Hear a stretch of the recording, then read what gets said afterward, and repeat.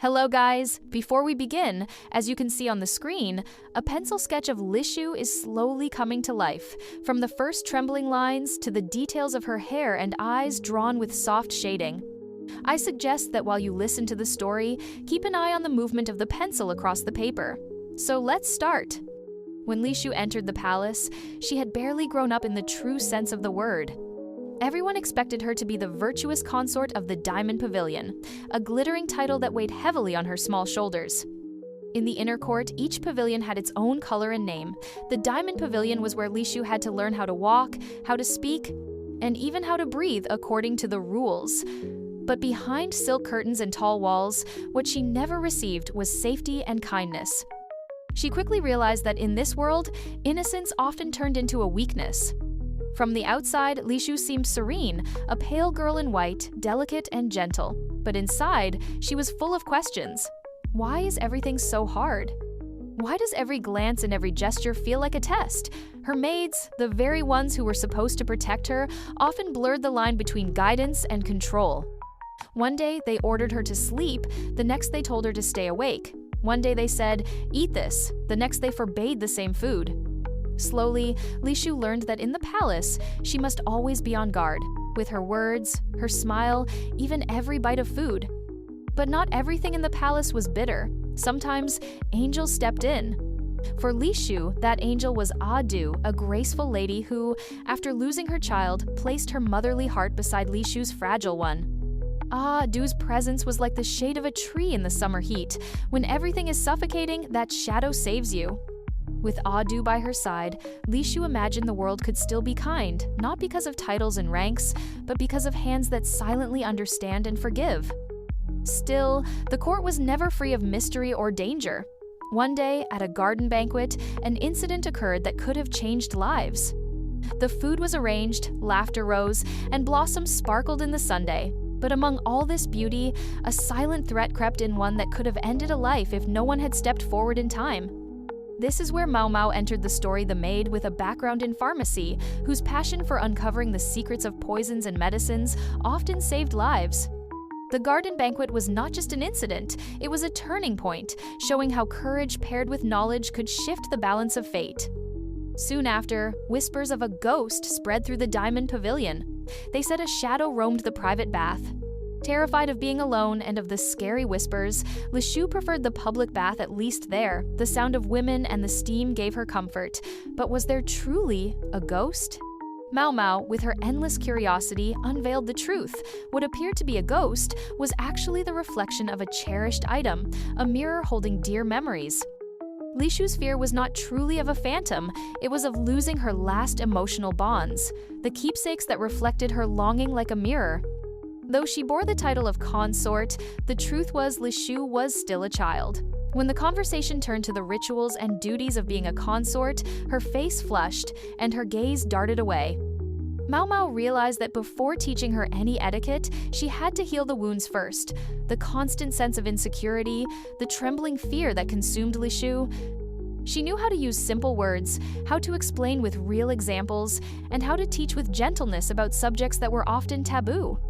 Beside Mau Mau, Lishu gradually learned to speak up, to ask questions, to say no. She learned that even as a consort, she had the right to be a child, and being a child was not a fault. And then there was Jinshi, the handsome eunuch whose presence changed the atmosphere wherever he appeared. Lishu, with her honest, childlike gaze, admired his face, perhaps because she sensed a kind streak in him, or perhaps because he reminded her of something precious. But this fondness was not like the shallow crushes common in the court. It was more like finding a safe haven among a sea of judging faces. Her story was also tied to dance and etiquette. The courtiers expected her to shine at banquets, but could one really expect brilliance from a girl still struggling to find her footing? Every movement, every mistake was scrutinized. One day, they praised her efforts. The next, they mocked them. Lishu learned that sometimes silence was a safer shield, but silence cannot last forever. Sooner or later, a voice must be heard her own. Amid all this, a thin line of hope remained. Every time Mau Mau uncovered a small truth, whether about food that did not suit her or habits she needed to change, Lishu felt the world grow a little safer.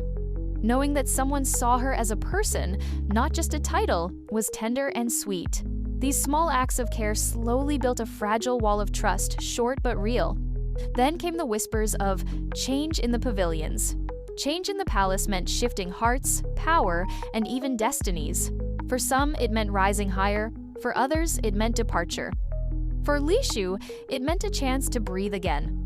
She realized that though decisions had always been made for her, from now on, she could claim a little space for her own choices.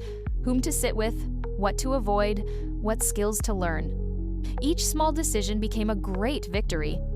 And in all of this, human connections mattered more than any rank. Her bond with Adu was like a strong, delicate silk thread that could never be cut. With Mau Mau, she found a trust born not of words, but of actions. And with a few kind souls in the palace, those who chose friendship over judgment, Lishu rediscovered the meaning of family. Family is not always the people on your registry. Sometimes, it is the ones who stand by you in your hardest moments. From here on, Lishu slowly leaned on the things that made her more whole, learning, observing, and even her love for small, helpless creatures. When she watched the birds playing among the branches or the ducks walking gracefully near the water, her heart calmed, perhaps because she saw in them something she lacked: freedom. Watching nature became her practice, her way of seeing life outside the suffocating rules. Step by step, the frightened child of yesterday was becoming the girl slowly finding her own voice. She still wore those simple white dresses, but her eyes had changed.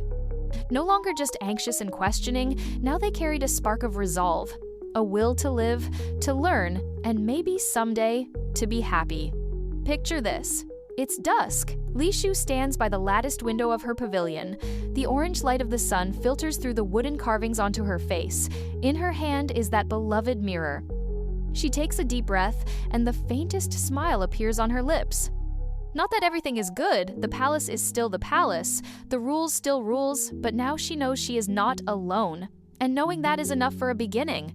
If we sum it up, Lishu's journey so far in the anime is the tale of fragile delicacy slowly turning into gentle strength. From a frightened child needing constant protection, she is moving toward a girl who dares to make choices. The path ahead is long, but each step is worth watching. And now, let's return to the sketch. At the end of the video, you can lightly refine that first drawing. Add soft shadows under her eyes, some texture to the white fabric, and a gentle line for the half-tied hair. Maybe even draw a small reflection of her cherished mirror in one corner, just enough for viewers to sense how she clings to her memories. If this story and sketch inspired you, share in the comments which moment of Lishu's story touched your heart the most. And if you'd like me to retell more episodes of the Apothecary Diaries with this storytelling style and sketch accompaniment, be sure to subscribe and ring the bell. Until the next episode, keep your pencils sharp and your heart warm.